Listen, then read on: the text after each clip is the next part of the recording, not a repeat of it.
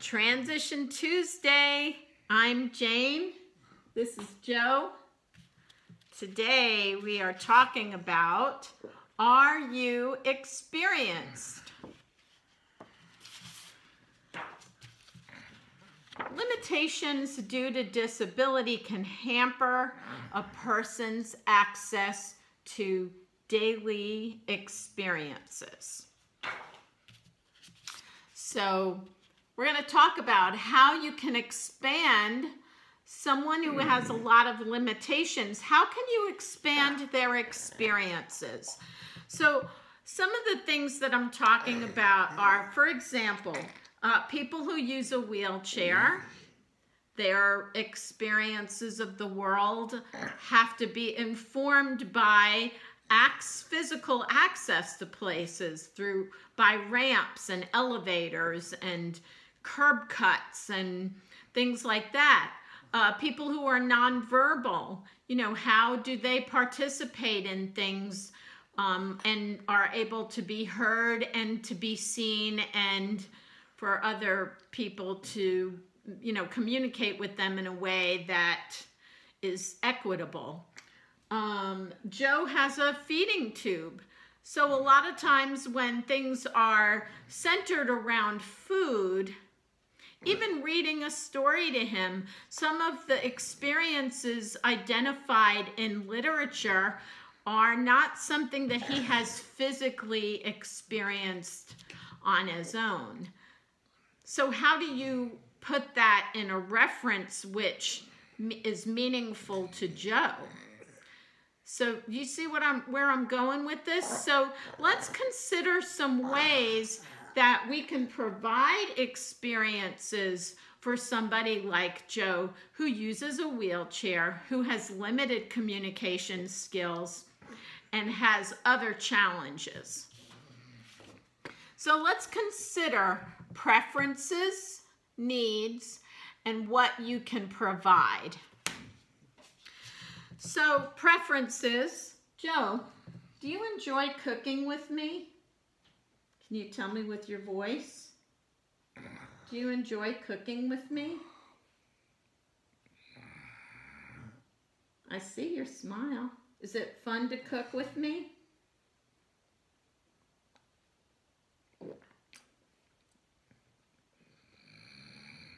Will you cook with me today for this video? Yes. Okay, so we're gonna cook. Joe's needs are for me to support his ability. Joe's primary job when we cook is to stir. So we put the spatula in his hand. He's ready to go. We've pre-measured the ingredients. I've put them into smaller containers so we can pour those into the bowl, which is going to sit on Joe's lap. So I can provide the ingredients. I can provide the motor skills. I can provide the oven, and I can provide the instructions. So we are a good team. Joe's going to help me make this dish. We're going to have a yummy dessert, which I can put into a smoothie, so Joe will get those calories. And it's a win-win. Plus, we have the experience of doing something fun together.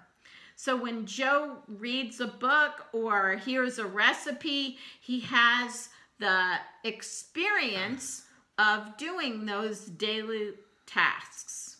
We're also doing a lot of communication skills, talking about the ingredients, a lot of good stuff going on with this recipe. So here's what we're gonna make. We're gonna make a fruit cocktail cobbler. The ingredients are 1 stick butter, which I've melted in the microwave, 1 cup of milk or heavy cream, 1 cup of self-rising flour, 1 cup of sugar, 1 cup of fruit cocktail can, 1 can of fruit cocktail drained.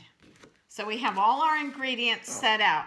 I'm gonna put this bowl in Joe's lap. And then first thing we're gonna do is put the 1 cup of flour in. You ready? You're gonna help me with this? So we're gonna put this in has a handle and a spout. So it's perfect for Joe to help. So we're gonna do that. Next thing we're gonna do is put in the butter.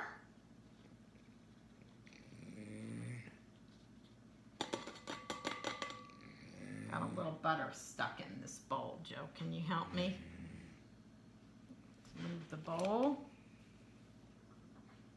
Get that butter out of there so we get every bit of it. Sugar.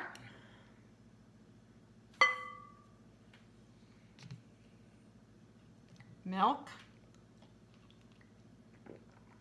Actually, it's heavy cream. And this is the can of fruit. Smell? Fruit cocktail.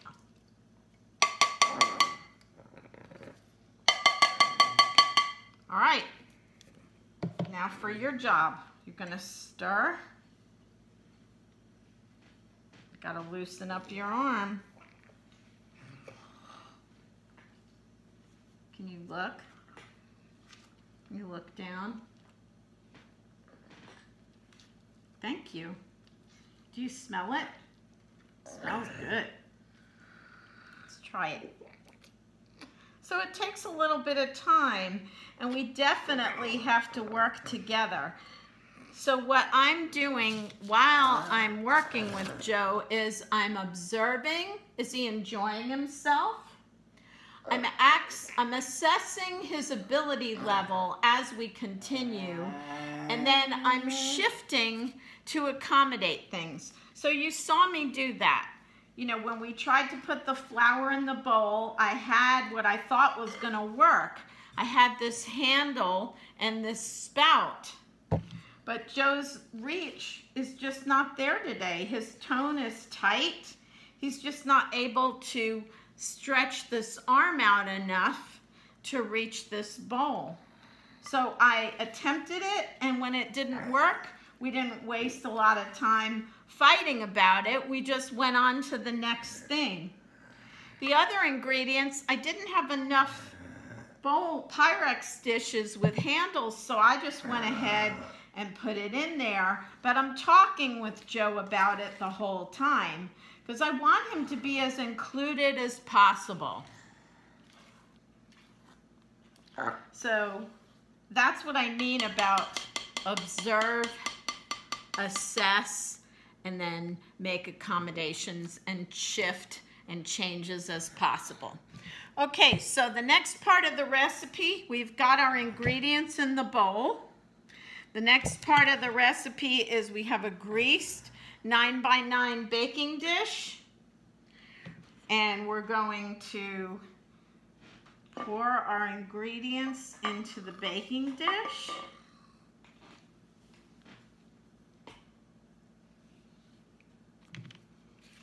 So I'm going to help Joe. He helped me pour the bowl in, and he's doing a really good job of keeping still.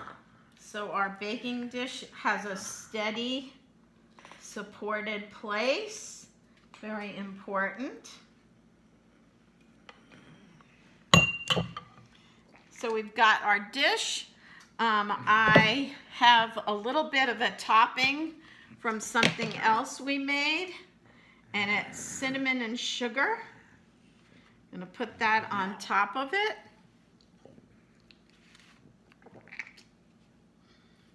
Then we're gonna bake this in a 350-degree oven for 1 hour until it springs.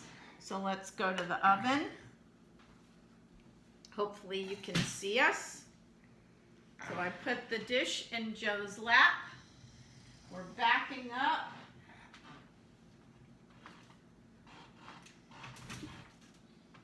Opening the oven door. I'll do this part.